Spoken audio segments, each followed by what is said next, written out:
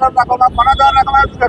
હું ભારતીય જનતા પાર્ટી ખેડા જિલ્લાનો નવનિયુક્ત યુવા મોરચાનો મહામંત્રી છું અને આજે સમગ્ર દેશમાં ખૂબ જ શરમજનક બાબત બની છે જ્યારે વિશ્વમાં આપણા આદરણીય પ્રધાનમંત્રી શ્રી નરેન્દ્રભાઈ મોદીજી આજે ડંકો વગાડી રહ્યા છે ભારત દેશનો, ત્યારે વિરોધ પક્ષના નેતા અને એમના ચમચાઓ ખૂબ જ દુર્કૃત્ય કરી રહ્યા છે અને સમગ્ર વિશ્વમાં આપણા ભારતને હાસ્યાસ્પદ રીતે લઈ રહ્યા છે।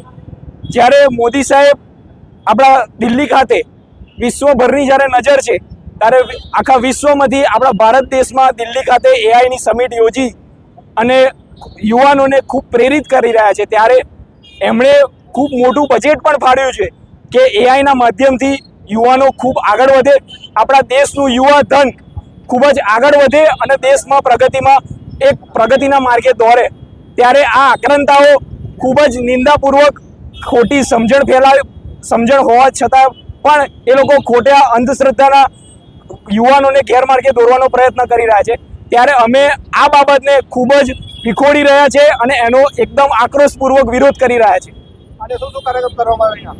આજે સરદાર ભવન ખાતેથી ગાંધીજીના સ્ટેચ્યુથી અમે એક આક્રોશ રેલી કાઢી છે આપણા એમએલએ સાહેબ શ્રી પંકજભાઈ દેસાઈના સાનિધ્યની અંદર, એમના માર્ગદર્શન હેઠળ, અને અહીંયા સરદાર પટેલના સ્ટેચ્યુએ એનું સમાપન કરી અને સ્ટેચ્યુનું અમે નિંદન કર્યા છે અને એને સળગાવવામાં આવ્યું છે અને એ વ્યક્ત કરીએ છીએ કે આ જે એમણે આક્રાંતાઓએ દુર્કૃત્ય કર્યું છે એને અમે એકદમ ખોટી રીતે વખોડીએ છીએ।